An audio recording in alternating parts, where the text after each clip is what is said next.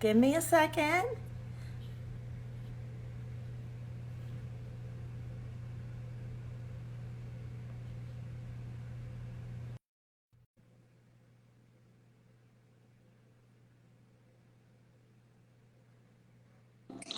Hey, lady. Hey, beautiful. How are Hi, you? I'm good. Ooh, that like that music. We need something to be keep us We gotta mellow. listen to the words. This Deborah Cox song, it's called "Nobody Cares," and she Mm. sung this song when the whole Rwanda thing happened back in Uh-huh. 19. So this came out in 2007, but Rwanda situation happened back in the 90s. The Rwandan genocide, Mm-hmm. it happened in the 90s, which is Wow. not too long ago. Right. And like ever since this whole thing started happening, a cop, he made a video in the rain with this song. And that's how I found out about it. And I'm just gonna read to you what some of the words are. Okay. It's just uh, so prevalent to what's happening right now. Hey, lady. Hey, my DC crew. Hey, Megan.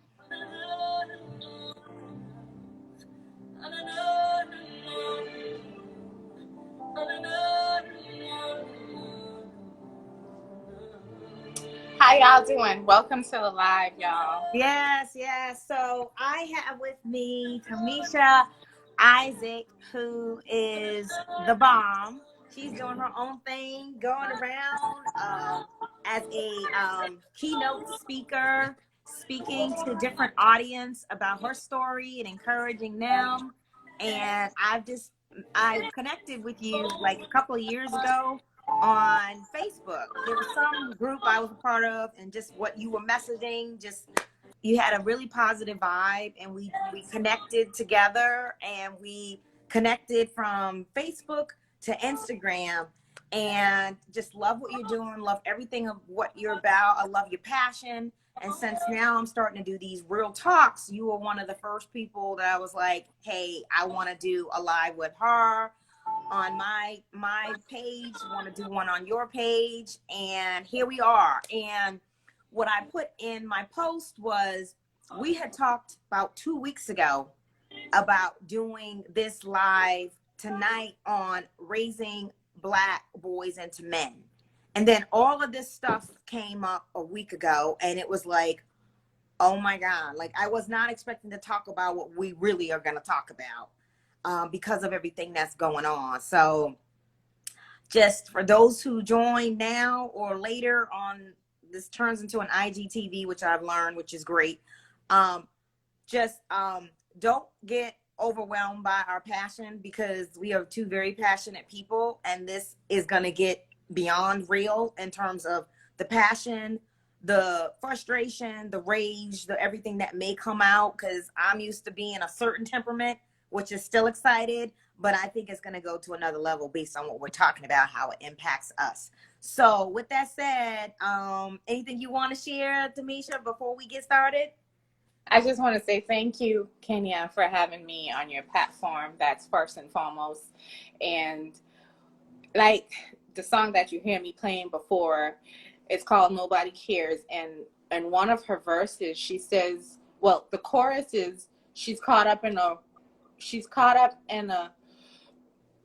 a war identity, right? Because that's what was happening back then. And I feel like not only are we in a war identity, we're in a war for so many different things. We're in a war for freedom. We're in a war for being Black because our lives matter. We're in a war for not equality but equity. We're in a war for, government suppression and repression. We're in a war for people to just recognize us and see us and know that we matter. Yes. We're here, we care. And it baffles me with everything that we're seeing on the social media, on the news, that regardless to how bad you're treating us, we still got love. We still got hope. We still got joy. We got anger. We got anger, and we have all right to be angry. And you can't tell us how to show and process the things that have been suppressed, overlooked, overshadowed, swept under the rug for generations and generations and generations and generations. I'm the generation of don't fuck with me because I'm going to fuck you up. Excuse my language. I know you're a Christian woman, but that's the only way for me to explain it. I understand. It's okay. This is a safe place. We're gonna, I'm take care of you, but at the same time, don't come for me. Don't come for my family, because I will handle my business. And I think that these people, they're so afraid, right? They're so afraid of what they think that we might do as a people if we come together, or even when we congregate together, that you kill us for fun. You just kill us on GP because we're Black. You're killing us and not giving our children a chance to grow up because they're Black. Are you so caught up in your imposter syndrome that you're out here just rioting and wilding out on innocent people? Because that's what the government is doing. They're rioting on us. We're just asking for simple things, and that they're refusing to give. And because we're letting our voices be heard, we're the disruptors. We're the victims, but yet we're the criminals. All right. Where's the justice? Where does it end? Right. And where does it begin? Where does it begin? Exactly. I was just, and I appreciate everything you said. I was just watching the news, like I shouldn't have, but I didn't get to watch it today to see what was going on. And Trump is supposed to come on and speak in the Rose Garden. Well, in DC, you're in New York, right?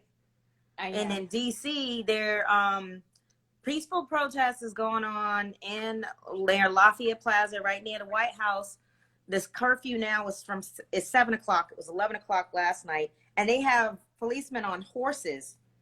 They're throwing tear gas at the peaceful protesters because they don't want them there anymore. They didn't do anything. It's on the news. People of all rainbow colors just peacefully protesting. You've got police officers lined up with their shields, and they started throwing tear gases. And then the horsemen came in and are pushing them out. Like, you can't be here anymore. And it's not dark yet, so it's not like something bad is happening. And people can't even peacefully protest. And this is happening right outside Trump's door. And he's trying to do a speech right now, which is about law and order, not about peace. But I don't know if he's come on yet, but that is something that I can wait to hear. I can wait because he's not speaking to me anyway. So anyway, we have boys. You have boys. I have two boys, a 14-year-old and an 11-year-old. Wow. What are their names? So my 14-year-old name is Rashad. My 11-year-old name is Nathaniel. Wow. So they're about 3 years apart, just like my boys. Christopher is 12. He'll be 13 in a couple of months. And Noah is 9. He'll be 10 next month. Nice. So congratulations. Happy birthday, Noah. I know. Thank you. And now we got all this stuff going on. So I have been put in a position that I was not ready to be put in.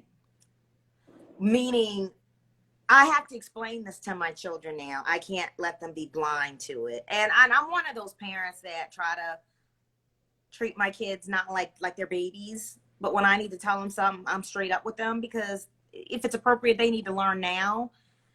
And I don't know about you, but just I've had to be real with them. about what's going on, because they've got a lot of catching up to do, even with their own culture. They've been raised in a primarily white neighborhood, not in a black neighborhood. So their schools, they have people that look like them, but not enough.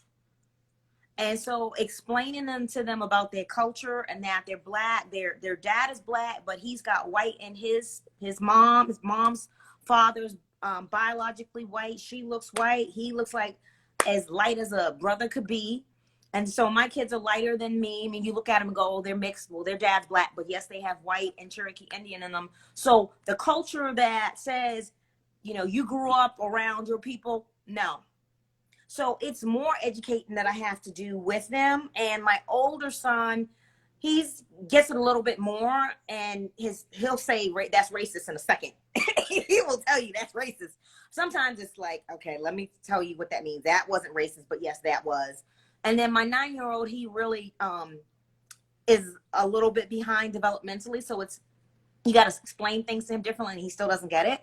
So I've just been having to be really upfront, honest with them. I showed them a video last night that I watched that's like 2 minutes long. I cried. I showed it with them, and then I got emotional because I was like, they need to see it, and then I need to explain the context. I told them early in the week what happened to George Floyd. Literally this morning after I showed them the video, I explained what happened. I got on my belly. I put my hands behind my back. I said, Noah, put your knee on my neck to show exactly what happened to this man and how he died, and how the police officer put all his weight on him and held it there 9-10 minutes and killed him. Like, I had to be real with them. And I never thought that I would have to explain all of this to my children right now, and to say, you are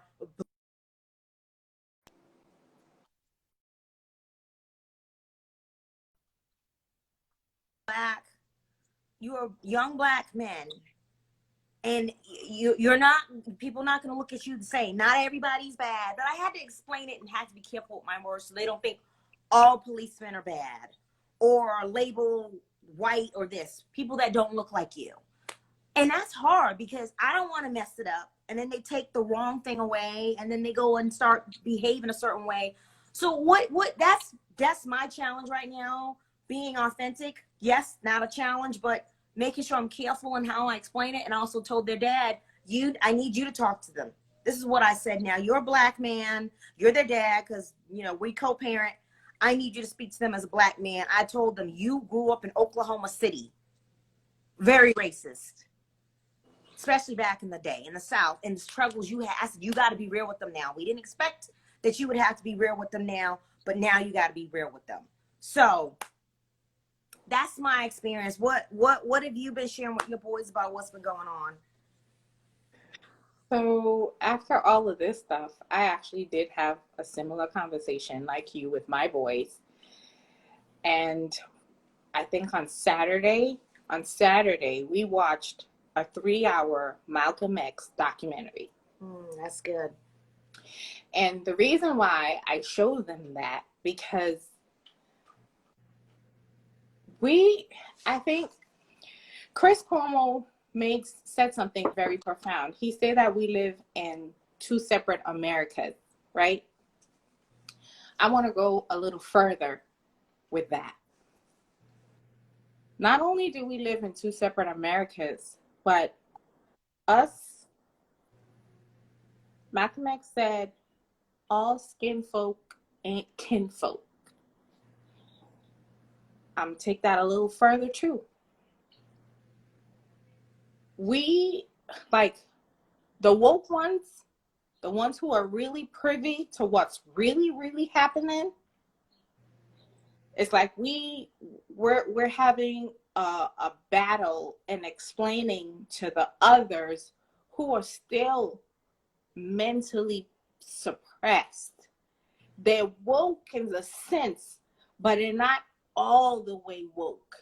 And my second son father is an Israelite, Hebrew Israelite. And I learned a lot from him. And that's a whole nother conversation in itself. But when you know certain things, there's certain conversations you're not gonna have anymore. There's certain things you know what it is, and you're gonna be like, look, I hear you, and I hear, oop, my bell is ringing. Hold on. Okay. Rashad, could you get that, please? Thank you. You know what's happening. And when you're having conversation with people who are not in the know, or things are blatantly in front of them and they're refusing to see it or hear it because of biasness, that's a problem too. And I believe in the Black community, that's one of our biggest hurdle. I was having a conversation with someone just now, and we were talking about everything that was happening, and I was like, Rashad, could you get the door? Okay, but that means that it's downstairs. Like, what are you doing? Yeah, I know it. Believe me, 2 boys got it. So we're talking about all this stuff, and then we were talking about Obama, right? And I said, and y'all could fight me in the comments if y'all want to. I said that he was a Black president, granted, but he wasn't a good president. And I'm going to say why I say that. We want equity. We don't want equality. Equality means if something happens to me, just like the white people who are with the All Lives Matters, that's equality. Black Lives Matter right now because we're disproportionate and we're being treated like animals, worse than animals actually, because they treat their animals better. And if you're a good, matter of fact, anybody who is in government, none of them are good. None of them. It doesn't matter if they're black, white, green, none of them are good. Some of them really do want change, but they don't want change on the level that we really need them to change certain things. So we started getting into that debate, and she was like, oh, Thamicha, I'm not listening to you, because once you start saying bad stuff about Obama, and I like Obama, I'm not listening to you. I said, I like Obama too, but I'm real with myself. I'm privy to what's really happening. All of them just keep us suppressed. They're not doing what they're really supposed to do. You really want this world to not be in an uproar that it's in? Give the people the justice that they really need. Lock up the murderers. Release all the innocent people that's in jail. Give black people their reparations. Give the indigenous Indian people their lands back and their rightful place on this earth. Leave the Mexicans alone. Give them back Utah, Texas, and I could go on. People ain't gonna like me because I'm radical and I'm real about my stuff. But that's also because I know my true history, and I'm transparent, and I'm intentional with what I say, how I say it, and who I say it to. The world has been functioning in imposter syndrome and lies for centuries.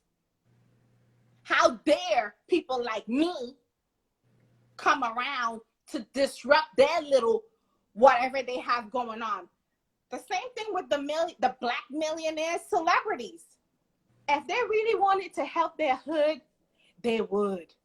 But it's okay, because it's okay to have the superiority and the inferiority, because when we're ready to take control, the people who don't have nothing are easier to be controlled, because they want to have what the haves because they have not. Right. It's so much to unpack and so much to get into. And these type of conversation, unfortunately, you can't have them with everybody, because everybody don't understand where you're coming from, and they take it personal and they get offended because their emotions is attached to it and all that other stuff. Like, yeah, I mean, it's just like politics. If you want to keep peace, you just don't go there with people. But if you want to get real and There's consequences to being real, and you know that going in, to say, hey, we don't have to agree, because we don't. You're entitled to your opinion. I'm entitled to my opinion. There's sometimes there may be 100%. We see eye to eye. Sometimes there's a tweak. You may be trying to influence me. I may be trying to influence you, or not. It's like, hey, that's how you feel about it because you've had your experiences. There's something that speaks to your past that says, this is the way I feel. Yeah, I'm going to hear you, but that doesn't mean you're going to change my mind, or maybe you will. And that's just having a level of respect for people. Doesn't mean we're going to beef, because we don't have to see it each other's way. Exactly. I hear what you're saying. My concern is, yes, I have me and I have my mindset, but I also have 2 Black boys that I'm raising to be strong Black men in this current state society. But then fast forward 5-10 years, what is it going to be? And how do I prepare them? Because my job as a parent is to build character. That's my number one job as a parent, is to make sure that my children have ideally the right character. And you can define right character multiple ways depending on who the parent is. But as I said earlier, was not expecting to have these conversations right now. And what I say is critical. There's other stuff that I can say and mess up, not a big deal. What I say is critical. What they experience is even more critical.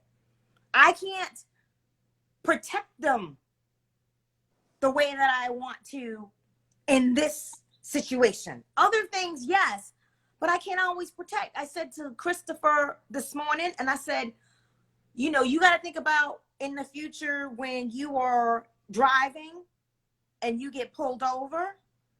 I said, if anything, what I need you to do is be respectful. You need to be respectful to anyone, but you need to be respectful. Beyond that, I'm like, okay, I'm not going to go into that because that's just too much to process with everything else I was saying. And we've been working on respect and what that means. And you got to be respectful to your parents, first of all, because if you ain't respectful to your parents, how can I expect you to be respectful to anyone, particularly anyone who has a gun, who could take you out any minute? And when I was talking to my son this morning, and I was like, wow, he's already feeling like he has to protect his own self. He said, I want to get a pocket knife. And I was like, whoa, what are you going to do with that pocket knife? You don't know how to use a pocket knife. I'm like, it's not the same as a butter knife, or not the same as the knife you were trying to cut a lime with last night and you couldn't cut it. And he was like, well, flesh doesn't cut like fruit does. And I just couldn't believe, like, I was processing the conversation, but could not believe we were having the conversation. Because my son felt like maybe I need to carry a pocket knife to protect myself. Do you think that a 12-year-old should be having that conversation right now? So this brings me to this, right? So when all of this stuff happens, called me crazy, but I've been saying this since my kids was babies. I remember something happened. I don't remember what, but I remember I had only my first son, and I was in my aunt's house, and my uncles, my cousins, everybody was there. I was like, y'all gonna call me crazy because y'all think I'm crazy.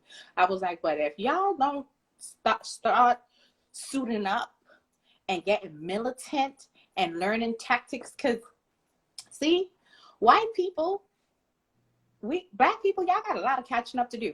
White people, as young as 3 years old, knows about rifles. They know about military tactics. When they buy their houses, they set traps. And when you watch these doomsday preppers, what doomsday you think they're really prepping for? What doomsday do you really think they're prepping for? We laugh at them, but they know a couple of things, and they are aware of things that we are so busy with the Kardashians, with the Jay-Z's and Beyonce's, and the Love and Hip Hop Atlantas in New York, that we miss, okay? We miss what's really happening in the world, in our community, to our people, because they keep us busy and focused on, hey, look over there. There's nothing over there, but they're telling you to look over there. While meanwhile, Over here, they're raping, killing, murdering, looting, burning, but yet they don't want you to watch this way. They want you to look that way, because if they keep you distracted that way, they could continue to do what the hell they want to do in peace and take over, and you're unprepared. You're unaware of what's really happening. By the time they right here and you turn around, you're like, oh shoot, you can't do nothing because you're not prepared. And this is exactly what's happening right now. All these peaceful protests that's happening, there's people who's outraged. There's people who's angry. There's people who's ready to go and put their lives on the line. But for what? For cowardice? People who is not really ready for a real revolution? Like, people is really talking about revolutionize the Black Panther. I'm Malcolm X. I'm this, I'm that. You ain't ready. You ain't about that life.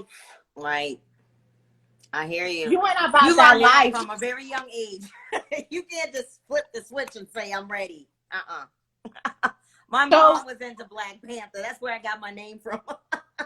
So you get what I'm saying, Kenya? Like, we're so far removed from the real reality. Well, not you and I, because we are very much aware of what's really happening.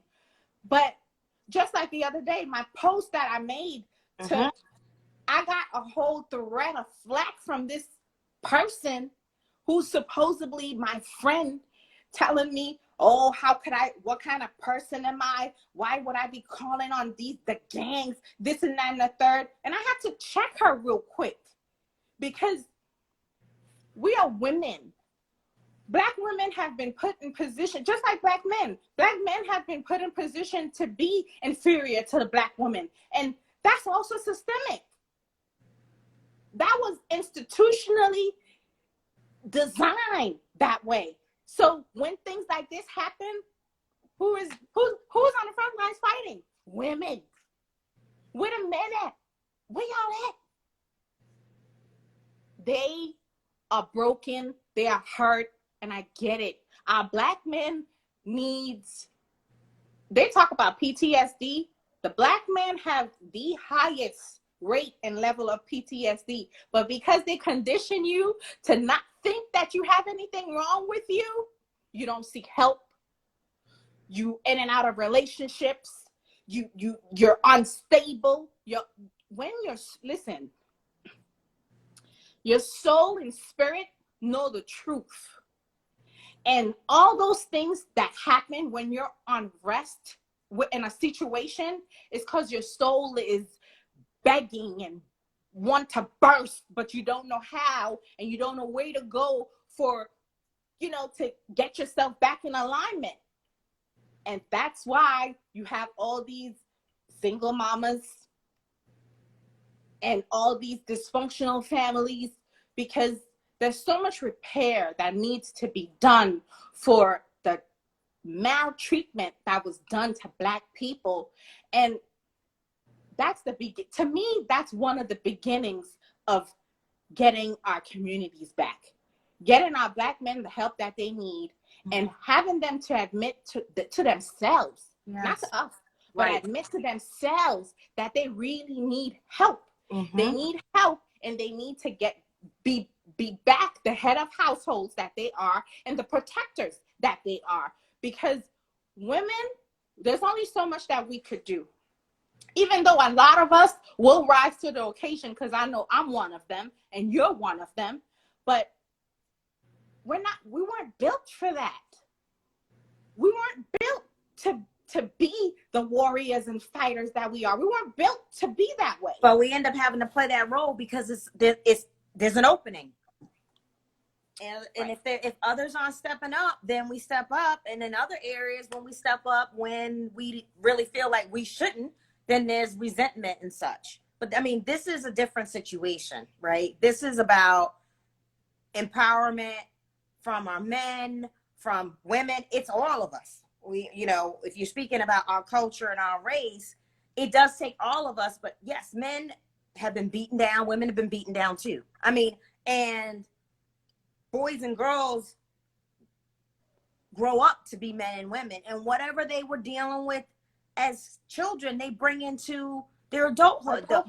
The video that I watched, one of the coaches that I follow posted it, and I was like, okay, let me see this. It was less than 2 minutes, like I said, and I was upset because this was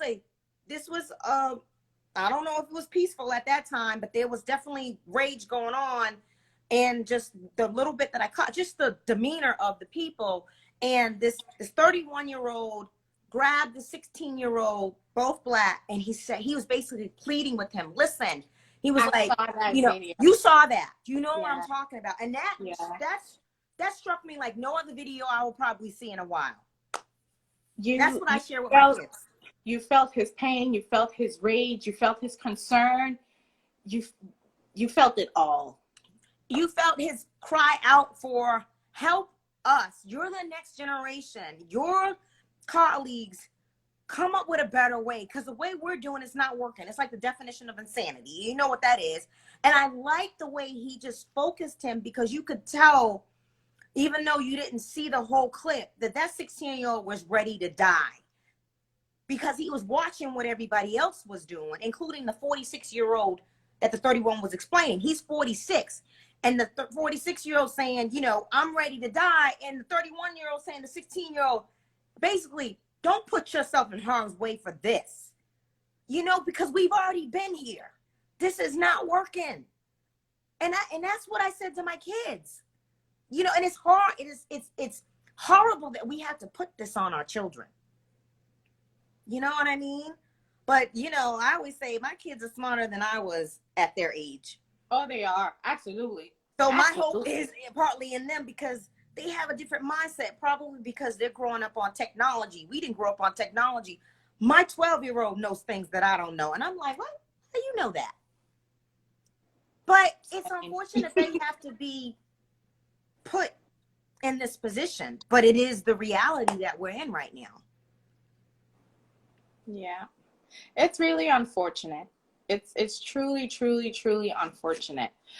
What would you say? Like, okay, so I know I have ideas of stuff, right? What would you think? Where do you think we should begin? Oh, that's hard. Well, I think, like I said early in a post that Fabian Frederick posted, and she's a white female and a, you know, well-off woman. I mean, it starts with each one of us. One, like, our voices matter, and we have to come together, because I don't condone, I understand, but I don't condone the violence. I don't condone tearing down our own communities. I understand we're trying to make a message, put a message out there, but if that hasn't worked in the past, how is it working today, other than, you know, making it harder for your own community, where, you know, whether it's grocery stores, you can't go to your grocery stores anymore. And some people say, well, they can rebuild it, or you can drive elsewhere. What are the people who don't have a car?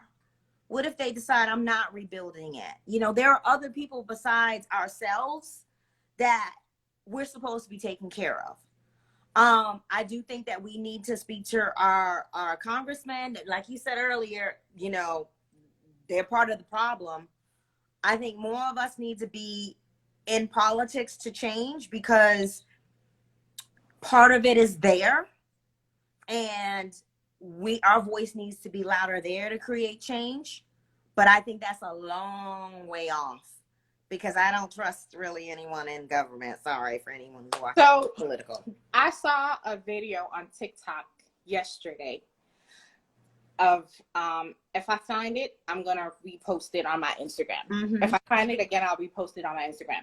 So pretty much this Black couple, I don't know how long ago this was, but this couple was stopped.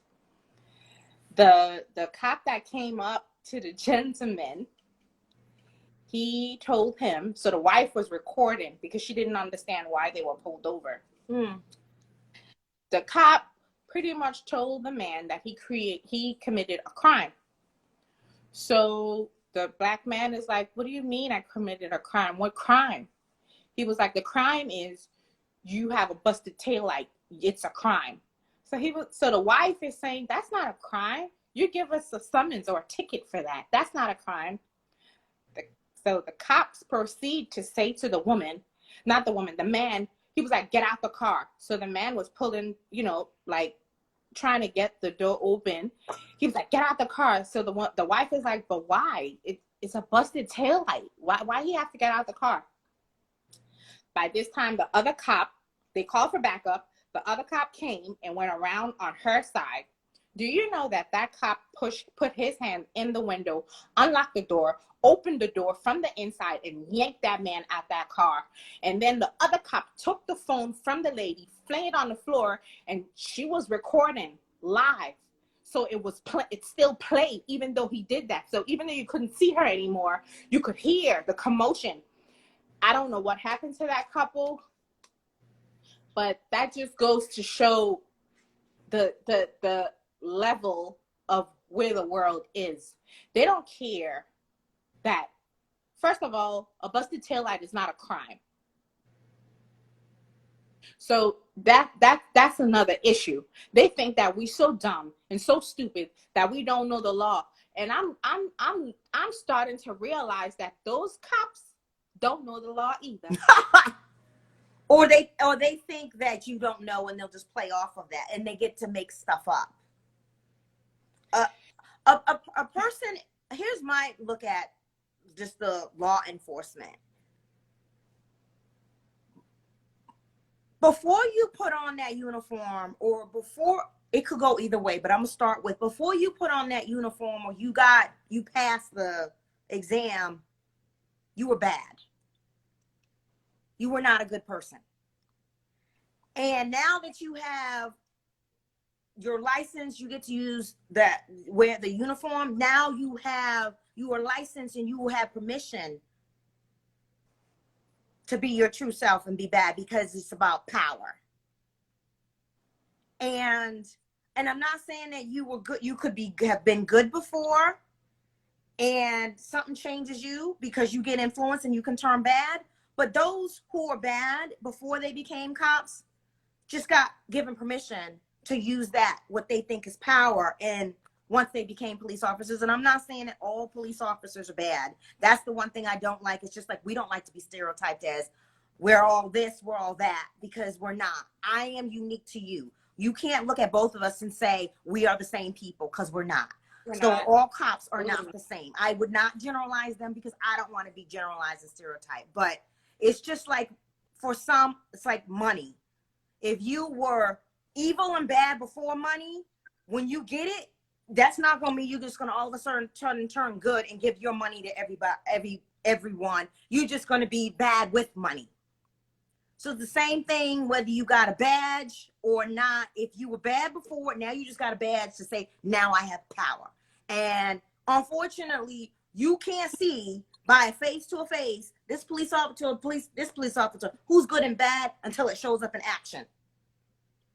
And honestly, this is saying the flip side of having empathy is, if I don't have anyone that I know that I recall that's a police officer, but I could say this with empathy on the positive side, is those who are good cops, I feel for them, because they got just thrown in with everybody else. They're trying to do the right thing. They're trying to serve. And so it's just like, it's almost like, this is not the exact equivalent, but all of these healthcare providers out here that are trying to save these people, now even people who are up in arms because they have to stay in the house have been getting in healthcare providers' faces and getting angry. These are people that protect and serve us. Not to say that healthcare providers go around killing people on purpose. So there's a difference. But I wouldn't want to be a police officer right now who was a good officer, because I'm sorry, but you're unless the person who views you doesn't treat everybody the same, you ain't getting a good rap right now. And that's unfortunate, because the few that are a large number of few ruin it for all. And that's just how it is, unfortunately. So I don't even know how you fix that in terms of mindsets, because once you get in your head and you generalize, that's dangerous right there. It is. It's extremely dangerous because everybody, like, okay, so with the whole All Lives Matter movement and counter to the Black Lives Matter, I think that those people, they don't get the point of the Black Lives Matter, hence why they started the All Lives Matter movement. Mm. It's like saying my house is on fire, yours is not. And the fire department comes to extinguish my house. And you're like, oh, but what about my house? And they're like, is your house on fire? Why should I hose your house down when her house is on fire, not yours? And it's exactly the same thing that's happening now, but it runs deeper than just it runs deeper than this. Like it really runs deeper than this. It runs deeper than the cops and all that other stuff. Right now, to me, they all looking like they're just a big old cult. Mm. Because if you look at some of the pictures, especially in New York City, they throw up this sign right here. This sign is a supremacist sign. Mm. And supremacists are KKK members. And have you seen Klansmen? Mm-mm. I'm gonna play that first little scene. So Klansmen, Regina King plays Angela, who is a detective or cop in that show. And the first scene of the show, you could see that it's taken in somewhere down, and it's happening in the South. And there's these cities in the South called Sundown Town. Still exists to this day, 2020. Sundown Town is cities that after sundown, if you're Black and you get caught in that city, they will kill you. Mm. And that's so the cop pulled over whoever, right?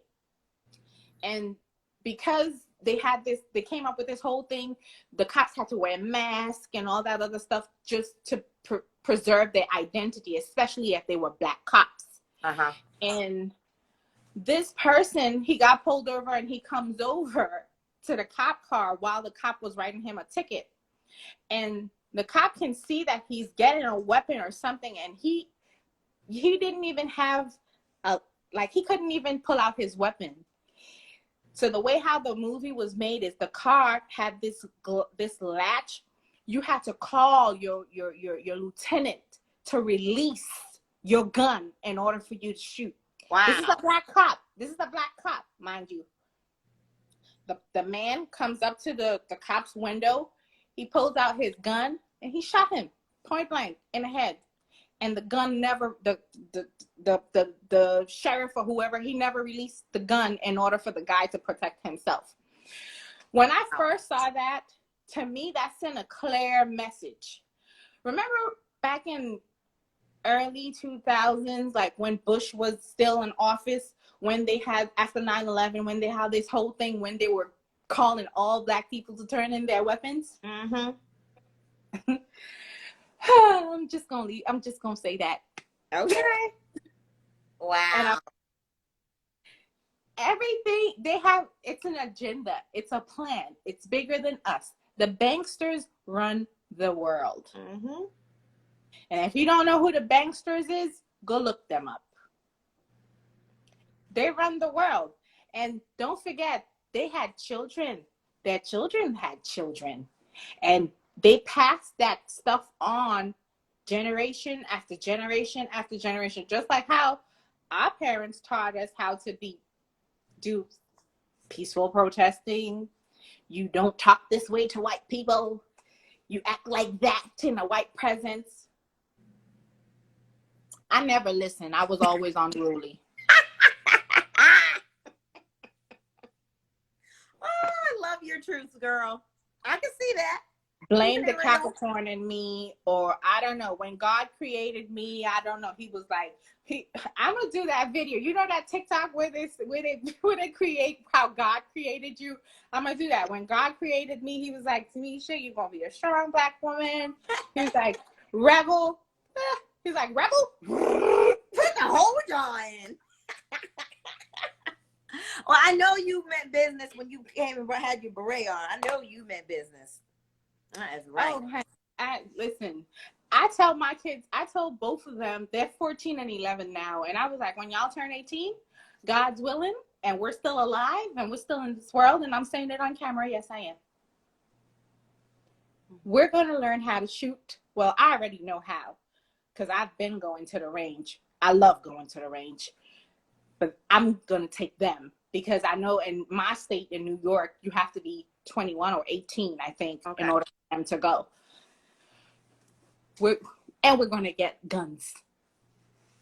Hey, if you're allowed to carry a gun, I don't have anything against because people. Or one thing I know is that these people don't care nothing about us, and people are thinking that things is going to go back to the same or go back in any type of way. Oh no, nothing is going back to be the same. Nothing is going to be the same. Nothing. I mean, you can't even what define sane, define normal with everything. This, like I posted yesterday, this is a perfect storm, multiple proportions on division and pandemic. I mean, I don't, and what's amazing, and I think about this, like, when you think about things that happen in the world and it gets broadcasted and it's in the media, it's that next best thing in terms of ratings and what's hot until the next thing.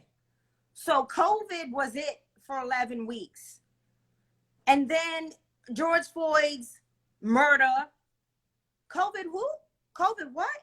And you look at all of the people out coming together, which we're not even supposed to do.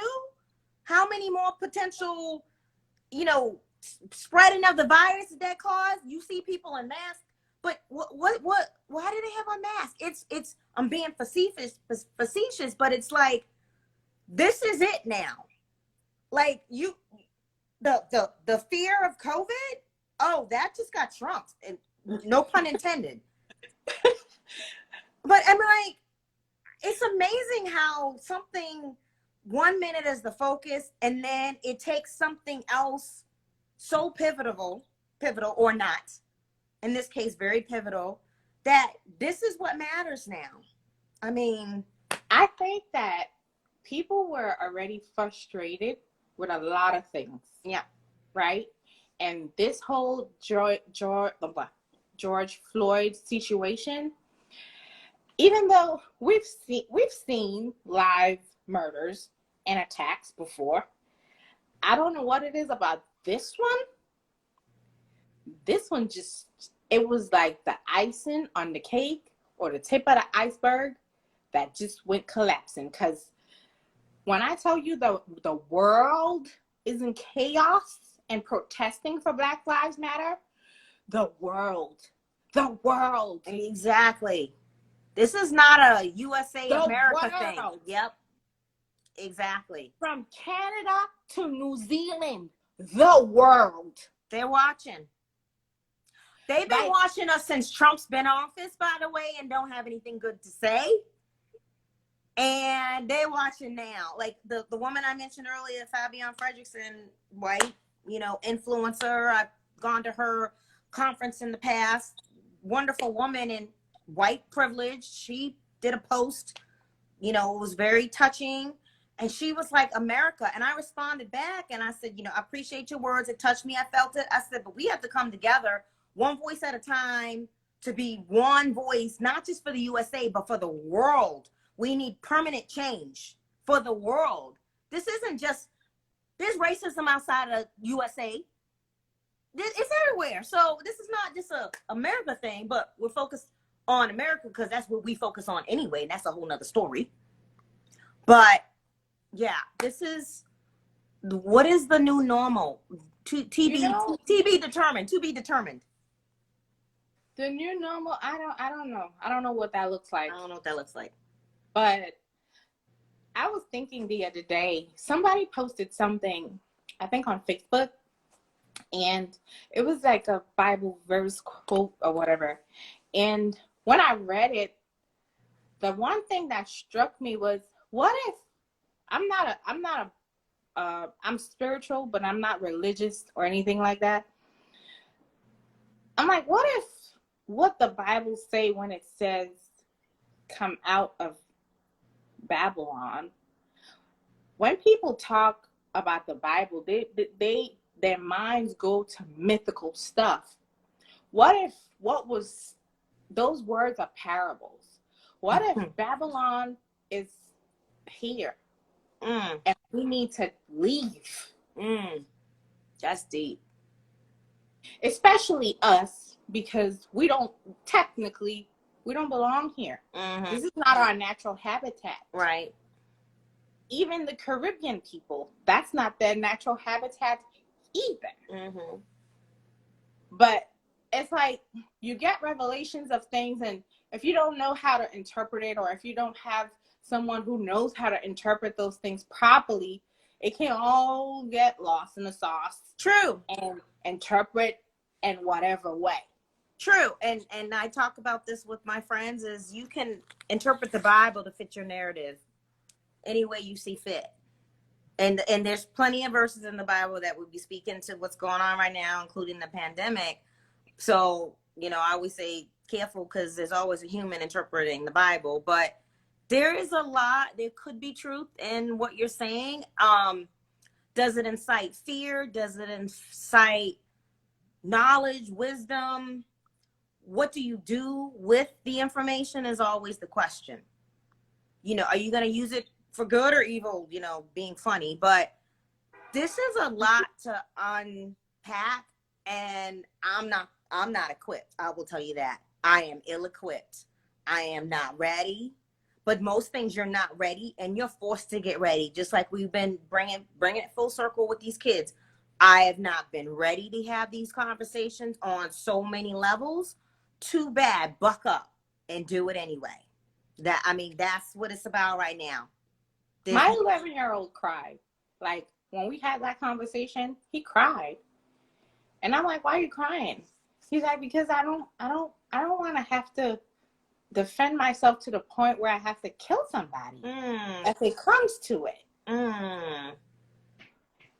And I had to pretty much break it down to him that no one is asking him to do that. However, when you're put in certain situations, too often Black people, we just go willingly, like God and like Jesus, and just stay there and just be sacrificed. Is that our sole purpose on this earth?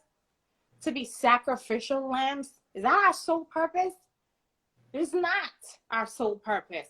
So for me, I don't want you to fear nobody. The only person I want you to fear is God. I do not want you to fear me. I do not want you to fear man. I do not want you to fear the cops. I want you to have respect and love. Yes. But fear? No. So me and his 14-year-old brother had to have that conversation with him. My 14-year-old is my twin. I saw him, even though, wait, I shouldn't say that. You guys had on masks, so I couldn't fully see him, but I saw him. He's my twin. And like, he's between the three of us in my household, he's usually the voice of reason between myself and my 11-year-old and him. He's usually the voice of reason for us, right? And when we were talking, like, we have conversation, and he will break certain things down for me, and I'm like, I didn't look at it that way.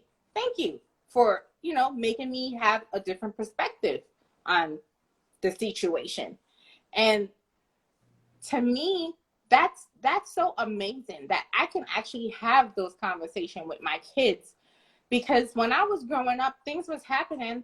I didn't know anything about anything. I had to literally taught myself and unlearn some things. Yes. I have to reteach myself and unlearn some things. Yeah. Because there's things that we were taught that made absolutely no sense.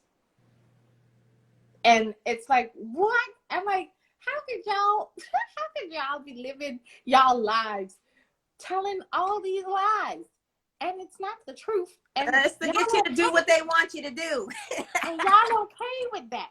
That's not cool. So I'm Caribbean. So when we first went home and my family heard my kids talk and stuff, my kids are boisterous. They're very opinionated and they're very vocal about situations.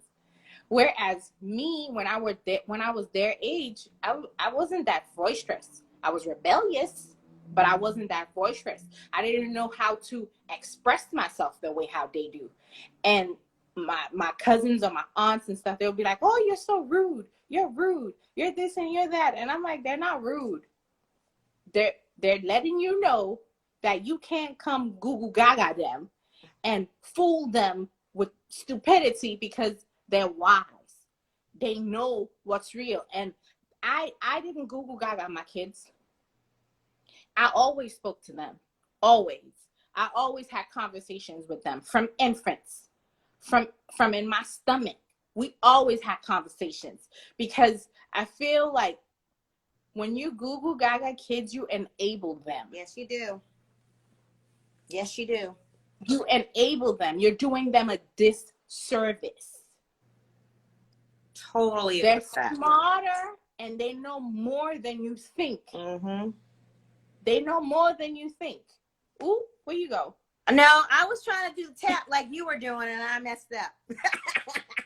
I was trying to give you some love. I'm just pointing. Huh? I was trying to give you some love and that didn't work. But you know, we have to start somewhere and changing the narratives of how the world view us, how our community view us, how our country view us, and what stance do we want to play in this game?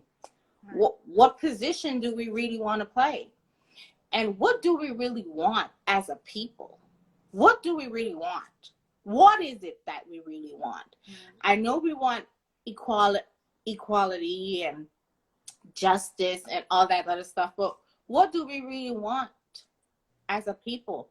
And I think that when we start answering those questions honestly, the real change and progress is going to come. I would agree with that, but it's going to take time. It requires patience that I was going to say that I'm not sure that we have, but we've been dealing with this for hundreds of years. So if that's not patient, I don't know what is, because I don't even know if we can do anything but be patient. I think that we, some of us, not all of us, need to do a better job with how we show up.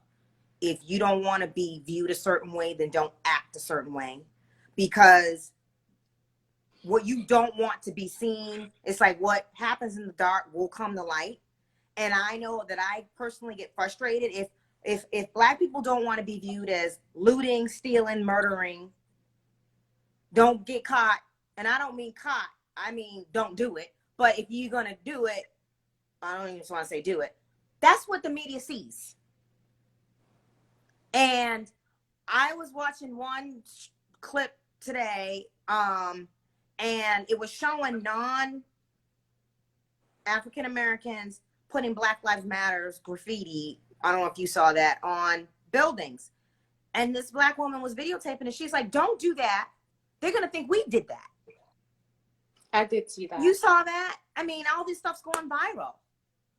But this look, we're about to get cut off and we're about to get cut off. Oh, wow. I didn't realize it had we get our quota time.